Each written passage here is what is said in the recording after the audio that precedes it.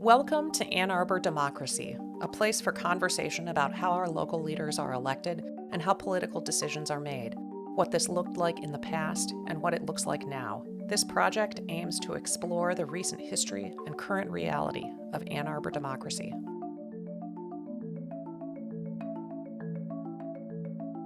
This is part 4 of a conversation with Lou Belcher, a Republican who served as mayor of Ann Arbor from 1978 to 1985. From 1974 to 1978, he represented Ward 5 on City Council. Lou won 4 elections for mayor in 1978, 1979, 1981, and 1983. In part 4, we talk about changes to mass transit during Lou's term, his relationships with leaders in sister cities in Japan and Germany, and his decision not to run again in 1985.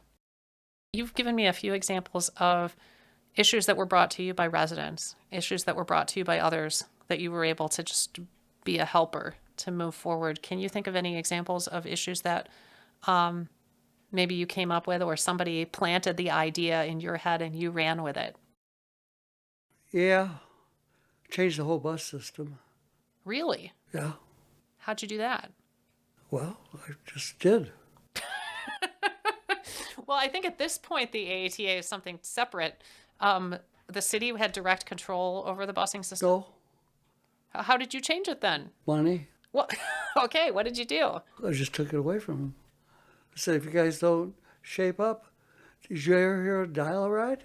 Yeah. It was an experiment with the city of Ann Arbor and the Ford Motor Company. That's what they called a bus system, mass transit. BS. It almost sounds like Uber or Lyft. It never worked. The computers couldn't handle it. I sent my daughters out to Briarwood to a movie. It took them 4 hours. They missed the movie. And I thought, if we're going to have a transportation system in Ann Arbor, it's got to be a line haul system. A line haul system, not a goddamn taxi cab. Interesting. So dial-a-ride was not working. Oh, no. And they're pumping tons of money into it. And you never get ahead of the citizens. They couldn't use it. Could not use it. So what do? If you don't correct it, you're going to set that whole thing back. Mass transit in Ann Arbor is going to be set back because of the bad name this got. Just like windmills in Texas. When all the windmills 2 winters ago froze, they had no electricity on the coast. In fact, the chap who was in charge of us said that set us back years, because we can't build another one down here for a while, because the citizens do not want it. So having abandoned dial-a-ride, this is not working. It's not helping for us to continue to fund this if it's not working. We do need that mass transit. We got to go to a line haul system. I said, here's what I want. The board has got to dump dial-a-ride, and they've got to make it happen. So that means go to the council or go to the AHA board and just level the field. The mayor says, you ain't getting no money. No more money. We've got to get out of the research business and into a system that works. I was even played with streetcars. Tracks are still in. That's what they need now.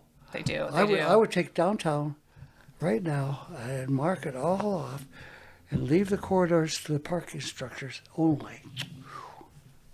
You can't go off anywhere, because we're going to block all the streets off except and then we're going to have our own little transportation system. It's going to be free. Mm-hmm. It's going to be go-karts or whatever you guys come up with. Go-karts. But we're going to move people like that all around downtown, because you got to get there. So you decided to call it quits in 85. Your last term, you got elected in 83. Yeah. You beat Leslie Morris. Yeah. And how did you decide you were done? How did you? I knew I was done then. How? How'd you know? Because my company and my university and everybody, had a lot of responsibilities. I was appointed by the president to serve on NATO as a Air Force advisor to NATO, and that put me all over the world. And then my projects at IRM took me all over the world. After I sold my company during my second term, we sold to, I can't remember, it was one of the big companies, one of the big defense companies. I started teaching at U in the classified. University of Michigan has one of the biggest portfolio of classified research in the world of all universities. It emitted from the Willow Run Labs that did all the work on radar in the Second World War, and they became part of the University of Michigan. So they brought a ton of backing in. And so with my experience in aeronautics, they wanted me. So I became part of the divested University of Michigan that wasn't divested. It was sort of divested, but we became IRM. IRM. And it started out as the Research Center, Michigan Research Center. And the state was going to take it over. The CIAs and the Defense Department, they're all in on this thing. We're going to have a not-for-profit, standalone research, and all the University of Michigan people are going to come over there. So that's how IRM started. And how they camouflaged it was, the state senator, I can't remember which one, came down and said, guys, we got to disguise this a little bit more. So we figured at state level, if you put research in front of IRM, the Environmental Research Institute of Michigan, we now have the Environmental Research Institute of Michigan. I was very involved with our sister cities. I had voters in Tübingen say, I have relatives in Ann Arbor, I'll make sure they vote for you. Seriously. Oh, wow. So there's a great connection between Tübingen and Ann Arbor. Yeah. And they're a city like 76,000. They have a university that's their premier university, almost like Michigan is, public university anyway. And Japan, I became really friendly with Japan. I loved the mayor of Hakone.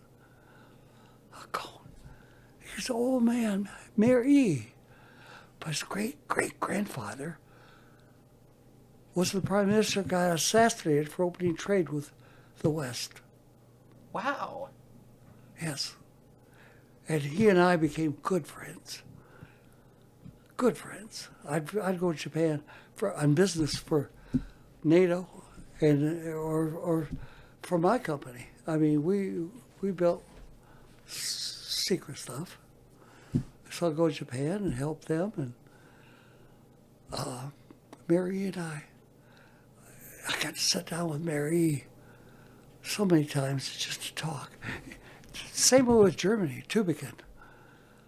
I got to know the mayor really. Herr Mr. Smith, Oberbürgermeister. And after I got to know him, I'd say, let's talk about the war. And I said never could do that after I just met him. When I got to be friends, I felt comfortable enough. And Herr Smith says, we go to the mountains, and I'll show you. We got up on the mountain outside of Tübingen, and he said the French came up right through that valley. The Americans came up through this valley. And of course, Stuttgart is only 19 kilometers from, and Hitler came through our town and marched through our city. And most of us were horrified. He was old. I've been to Japan for business, nothing to do with anything. And I get a call from Ann Arbor, and they said, you're supposed to go to Tokyo to talk to the M Club. Michigan has a huge M Club in Tokyo. Oh, interesting. Yeah. I was honored to ask to speak for them, and then I found out why they wanted me over there. They wanted the goddamn films from the last football game. How did they think you would have the film? I guess you could get it for them. Well, Bo and I are good friends. Oh, gotcha. I called Bo and I said, can I have the films for the last 3 games? I'm going to Tokyo. She had never said a word to Tokyo. We ran films for 3 hours. Anyway, I get this call and it said, can you divert to Toyota City? I said, well, I'm going to go back up to Tokyo. I was in Haikon, our sister city. I said, I'm going back to Tokyo. He said, we heard that Toyota is looking for an American city to plant their research and development. Can you go up there and talk with their planners about Ann Arbor? So I said, okay, I'll take a bullet train tomorrow morning. So I go to make a reservation on the bullet. And I get a call that night. It says, Mr. Mayor, I don't know, I'm down here. I'm not here in city business. I said, yes. He said, we have a car going tomorrow to Toyota City, so we'd be glad to take you there. So we'll meet you at the checkout. So I go down checkout, and there's a guy in a full chauffeur uniform. He said, Mayor Belcher? I said, yes. He said, your car is out here at the curb. So we go out to the car, and it's a huge Toyota limo with a window between the driver, tea service, stereo, flowers. I thought, Jesus Christ, I don't know how I walked into this. I had no idea. He says, 120 miles to Toyota City. And he said, I'm going back, so enjoy your ride and make yourself comfortable. So he closes the window. It's the last time I saw him. We pull into Toyota City, and we go to the main building. And there at the main building are geishas on each step, facing each other with flowers. And I get out of the car, and I walk up the steps, and they all bow as I go past. And I get up to the main lobby, and there are more geishas and some guys now. And whoever she was, she said, Mr. Mayor, the chairman would like to see you now. The chairman of Toyota wants to see me.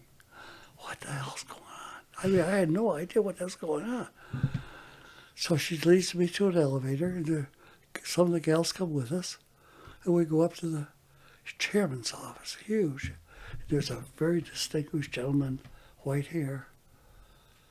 Mr. Mayor, we are so glad you're here. Now I don't know what's happening. And we sat down, they served us tea, and he's got about 10 guys, gals around. He said, Mr. Mayor, would you excuse the staff for me? Little did I know that's the guest of honor outranks the host. I had to dismiss the staff. Oh my goodness. Oh, wow. I said, I'm still, I had no idea what's going on. So the staff leaves, and he said, Mr. Mayor, how are my Wolverines doing? He said, I spent 3 years there. I want to know, is the old German still up? We should spend the next hour. He said, your plane is going to leave, and I'll have a car for you. Oh, he said, I said, but I didn't get, he said, I know why you're here. And of course, I never won. I had nothing to do with it. He had his mind made up way before I got there. Wow. He just wanted to know all about Ann Arbor. How are the Wolverines doing? How's the old German? What's this bar open, that bar open? What's going on? One of the things that I think for somebody like me who's only lived in town, I now have lived in town almost 20 years. And for all the years that I've lived here, I have known Ann Arbor to be a very liberal, democratic town. I think it was in an article from 79 referring to Ann Arbor as a historically Republican town. It was. So what do you make of where we are now? Well, first of all, students should have a vote. Right.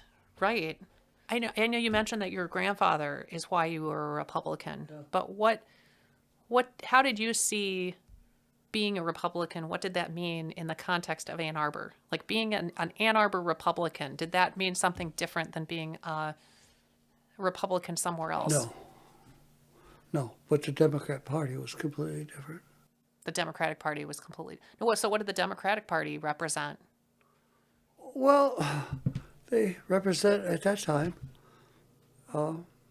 basically harken back to our traditional liberal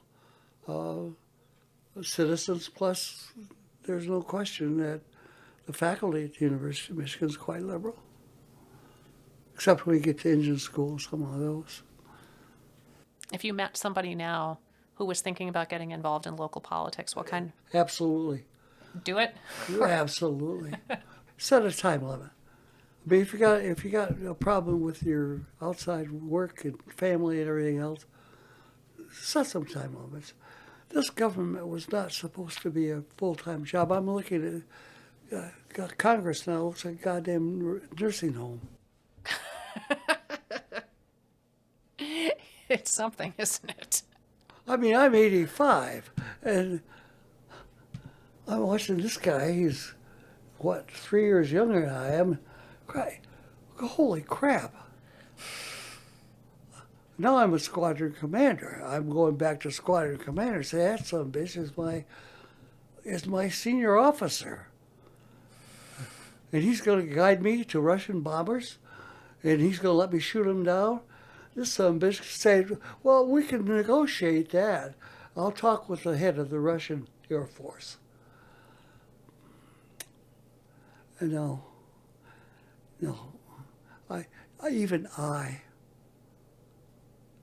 just my memory today,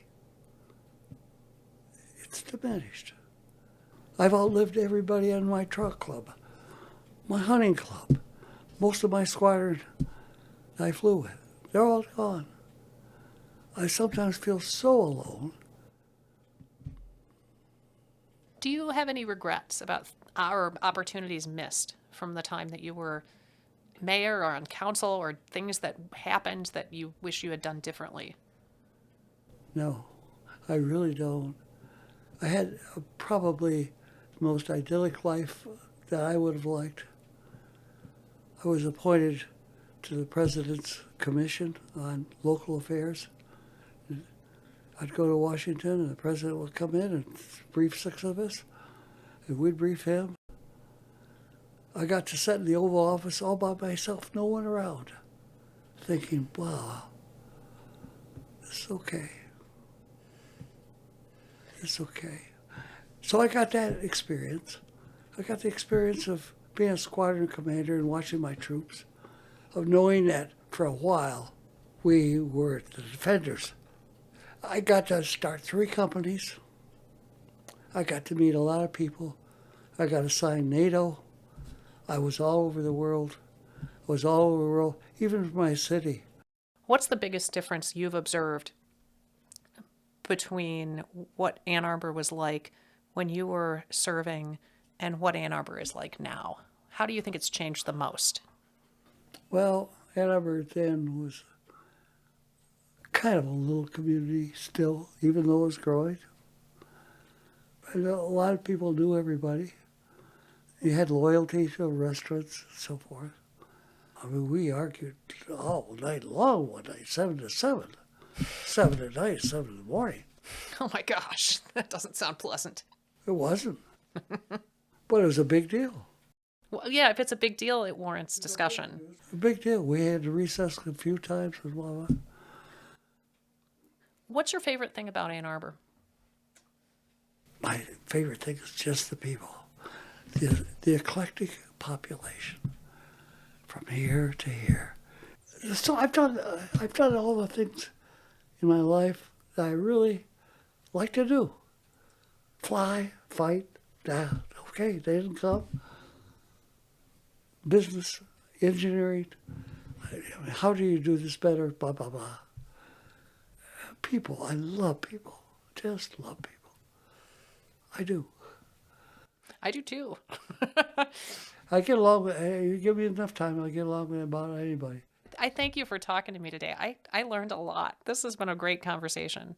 You know what? It's a great project because history must be saved. History matters a lot. It does.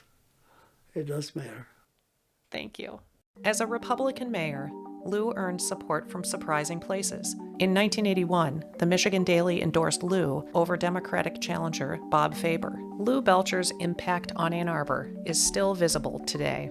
The Michigan Theater, the Arrowwood Housing Cooperative, the Hands-On Museum, and the Ann Arbor Summer Festival exist now, at least partly because Lou supported them.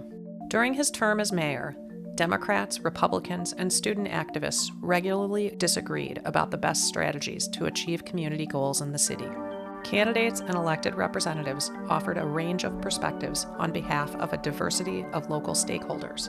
Leaders debated the substance of policy and worked to negotiate compromise and solutions. Lou Belcher currently lives just outside the city, but he still cares deeply about Ann Arbor.